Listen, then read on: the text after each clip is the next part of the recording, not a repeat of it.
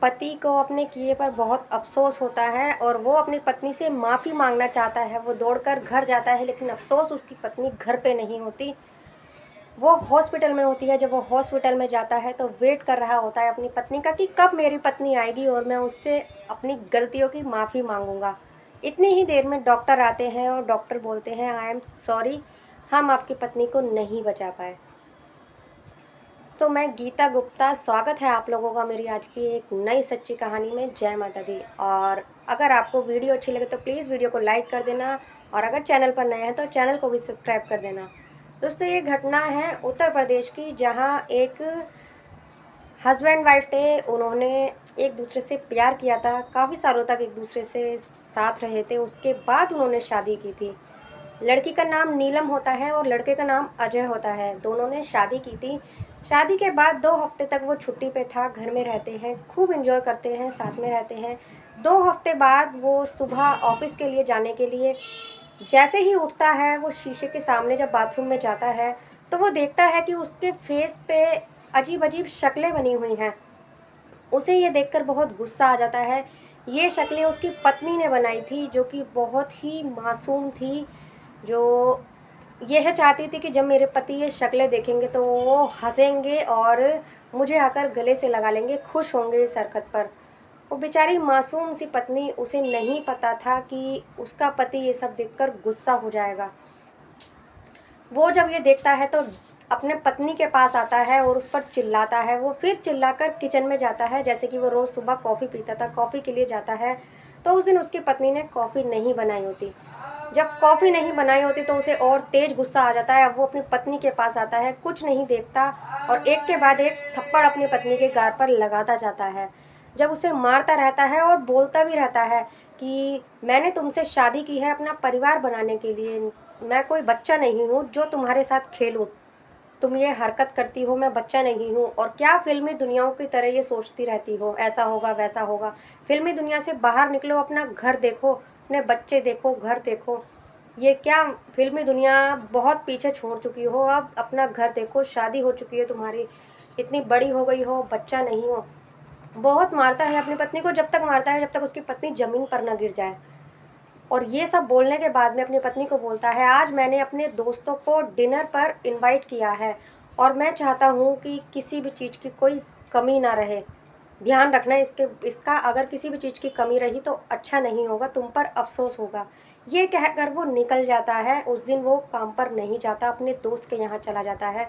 उसकी पत्नी अपनी दुपट्टे से मुंह पोंछ रही होती है, आंसू को पोंछ रही होती है, और उसके जाने के बाद वो ज़ोर ज़ोर से रोती है, लेकिन उसे चुप कराने वाला कोई नहीं होता। वो सीधे अपने एक दोस्त के पास जाता है। अपने दोस्त के पास जब वो जाता है, उसे वो सारी बातें बताता है कि मैंने आज अपनी पत्नी के साथ ऐसा किया, मैंने अपनी पत्नी के साथ ऐसा किया। उसका जो दोस्त होता है उसको बीच में ही रोक देता है और उसको बोलता है कि ये कैसे आदमी हो तुम, ये कैसा किया तुम अपनी पत्नी के साथ, क्या तुम यही दिन दिखाने के लिए उसे शादी की थी तुमने? क्या वो यही सपने लेकर आई थी कि मेरा पति एक दिन मेरे साथ ऐसा करेगा, जैसे तुमने उसके साथ शादी की थी, मेरी पत्नी मेरे लिए ऐसा करेगी? उसने भी तो शादी की होगी ना तुमसे, यही सोचकर कि मेरा पति भी मेरे संग ऐसा व्यवहार करेगा। क्या पता वो क्या सोच रही थी अपने मन में कि मैं ऐसा करूँगी तो मेरे पति खुश होंगे, इसीलिए उसने तुम्हारे साथ एक मजाक किया तुमने अपनी पत्नी के साथ ऐसा व्यवहार किया। वो उसे बहुत समझाता है और कहता है कि पत्नी की कदर करना सीखो, भगवान भी यही चाहते हैं कि पत्नी की कदर करो, और तुमने भगवान का भी अपमान किया है, ऐसा मत करो और आगे से ऐसा मत करना। अपनी पत्नी से माफ़ी मांगो और उसे प्यार करो। वो एक कांच की तरह होती है, जितना उसे प्यार करोगे वो उतना ही तुम्हारे लिए समर्पण होगी और तुम्हें प्यार करेगी, तुम्हारा घर अच्छे से बसाएगी। अगर तुम ही उसके साथ ऐसा व्यवहार करोगे तो वो क्या तुम्हारा घर बसाएगी, क्या तुम्हें देखेगी? अपने दोस्त की बातें सुनकर अब उसे बहुत अफ़सोस होने लगता है और वो वहाँ से खड़ा होता है। वो फ़ैसला करता है कि मैं अपनी पत्नी से माफ़ी मांगूंगा। वो कॉल करता है अपनी पत्नी को, लेकिन फ़ोन नहीं उठाती वो। जब वो फ़ोन नहीं उठाती, वो दूसरी बार भी कॉल करता है, वो फिर भी फ़ोन नहीं उठाती। जब वो फ़ोन नहीं उठाती तो वो सोचता है कि शायद मैं उसे खाने की बोल कर आया था, तो वो खाने में शायद बिज़ी होगी, काम में बिज़ी होगी, इसलिए फ़ोन नहीं उठा रही। वो यहाँ से सीधा जाकर अपने घर पहुँचता है। जब वो अपने घर पहुँचता है, घर जाकर जब वो डोर बेल बजाता है, तब भी उसकी पत्नी दरवाज़ा नहीं खोलती।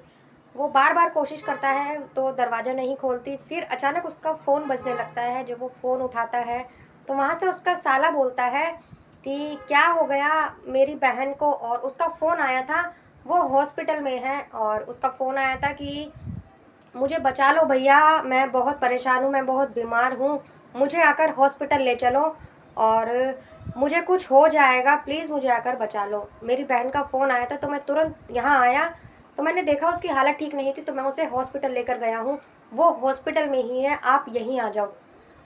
तो वो कुछ नहीं देखता, सीधा हॉस्पिटल जाता है। जब वो हॉस्पिटल जाता है, हॉस्पिटल में देखता है उसकी पत्नी आईसीयू में होती है अंदर, और वो सोचता है कि मेरी पत्नी ने सारी शिकायत कर दी है अपने मायके वालों से, अब वो मुझसे ठीक से बात नहीं करेंगे और शायद मुझे डांटे भी, बुरा भला भी बोले।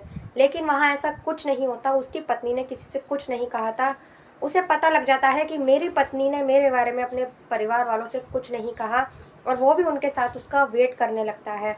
जब वो वेट करने लगता है, थोड़ी ही देर में डॉक्टर आते हैं। डॉक्टर कहते हैं कि आई एम सॉरी, हम उन्हें नहीं बचा पाए।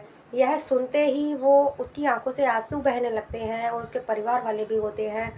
तो जब वो अपनी पत्नी को वहाँ से लेता है, उसका अंतिम क्रिया कर कर, उसका अंतिम संस्कार कर कर, अपने साले से घर की चाबी लेता है और आता है वो अपने घर। जब वो घर आता है, घर पर डाइनिंग टेबल जो होती है, डाइनिंग टेबल पे कपड़ा ढका होता है, वो हटाता है तो बहुत अच्छा खाना उस पे रखा होता है, क्योंकि ये बोल कर आया था अपनी पत्नी को कि मेरे दोस्त आएंगे, उनके लिए खाना बना कर रखना।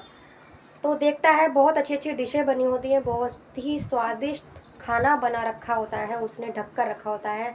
और जब वो अंदर जाता है तो फ्रिज के ऊपर एक कागज़ लटका हुआ होता है।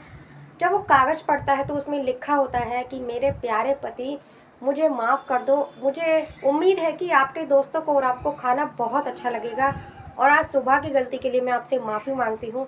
मुझे नहीं पता था कि आपको गुस्सा आ जाएगा मेरी इस हरकत से, और मुझे लगा था कि आप बहुत खुश होंगे और मुझे गले से लगा लेंगे। मुझे माफ़ कर दो, आज के बाद ऐसी गलती मेरे से कभी नहीं होगी, आपको कभी शिकायत का मौका नहीं दूंगी, आपको इतना गुस्सा कभी नहीं आएगा मेरी वजह से। उस पे ये लिखा होता है, और जब वो ये पढ़ता है तो बहुत रोने लगता है, उसे बहुत अफ़सोस होता है अपने किए पर। लेकिन अब सिर्फ़ अफ़सोस ही कर सकता था वो, क्योंकि उसकी पत्नी तो अब थी नहीं, जा चुकी होती है, दुनिया से ही चली जाती है वो। इसकी इस छोटी-सी गलती से उसने, जब उसे डाँट रहा था, उसको लगा था कि मैं मर्द हूँ, अपनी मर्दानगी दिखाऊँ। मैं वो जता रहा था उसे कि मैं एक आदमी हूँ, तुम एक औरत हो और तुम्हें ऐसे ही रहना पड़ेगा। वो बहुत उसे बातें सुनाता है। शायद उसकी पत्नी को वो ये बातें बर्दाश्त नहीं हुई, लग गई थी, और इसीलिए शायद वो इस दुनिया को छोड़कर चली जाती है। तो दोस्तों, आज की कहानी आपको कैसी लगी? अगर अच्छी लगी तो प्लीज़ वीडियो को लाइक कर दीजिए और कमेंट कर बताना आपको कैसी लगी। मिलते हैं अगली किसी वीडियो में एक नई सच्ची कहानी के साथ। तब तक के लिए बाय बाय। जय माता दी।